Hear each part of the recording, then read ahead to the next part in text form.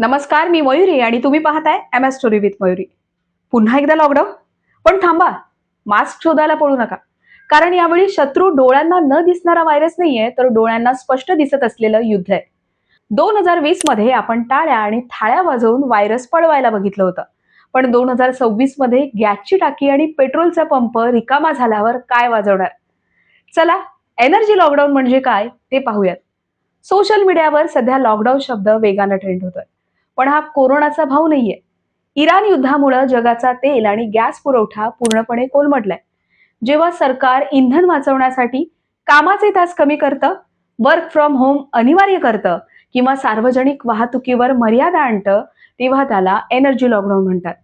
सोप्या भाषेत सांगायचं तर पेट्रोल आणि गॅस संपलाय म्हणून आता घरीच बसा.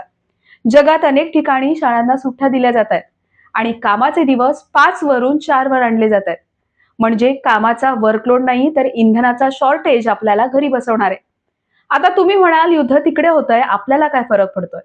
तर भारताचं टेन्शन मोठं आहे. आपल्या देशात येणारं 88% कच्चं तेल आणि 95% LPG ज्या समुद्री मार्गावरून येतं तो रस्ताच इराणनं रोखलाय. पेट्रोलियम मंत्रालयानं कबूल केलंय की गॅसचा पुरवठा हा सध्या चिंतेचा विषय आहे. साध्या भाषेत सांगायचं तर आपल्या किचन मधल्या शेगडीची ज्योत आता युद्धाच्या ठिणगीवर अवलंबून आहे.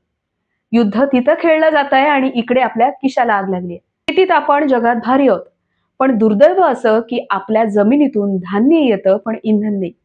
इतकी वर्ष झाली तरी आपल्याला आपली गरज भागवण्यासाठी परदेशातून तेल आयात करावं लागतं.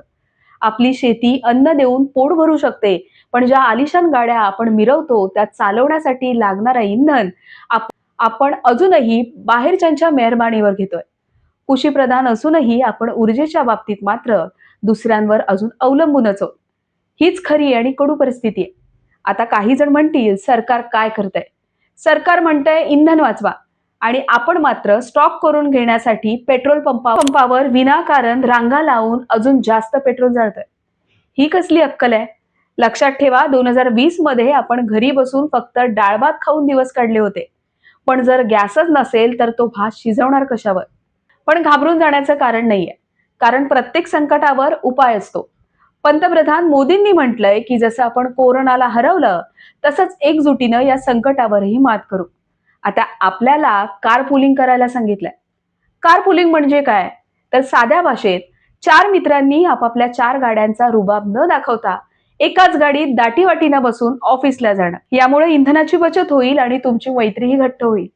सार्वजनिक वाहतुकीचा वापर करणं आता कमीपणाचं नाही तर शहाणपणाचं लक्षण आहे. ही वेळ अफवा पसरवण्याची नाहीये, तर जबाबदार नागरिक म्हणून ऊर्जा वाचवण्याची आहे. साधी गोष्ट आहे. आपण आज जर पेट्रोल आणि गॅस वाचवला तरच उद्याची गाडी आणि शेगडी सुरू राहील. नाहीतर सायकल शोधायची वेळ लांब नाहीये. हा एनर्जी लॉकडाऊन म्हणजे ऊर्जेची उधळपट्टी करणाऱ्यांना दिलेली चपराक आहे. तुम्हाला काय वाटतं? आपण जागतिक ऊर्जा संकटाचा सामना करू शकू का? की आपण फक्त रांगेत उभं राहण्यातच धन्यता मानणार? कमेंट्समध्ये तुमचं मत नक्की सांगा. अशाच नवनवीन आणि माहितीपूर्ण अपडेट्ससाठी आपल्या चॅनेलला सबस्क्राईब करायला विसरू नका. पाहत रहा MS स्टोरी विथ मयुरी. धन्यवाद.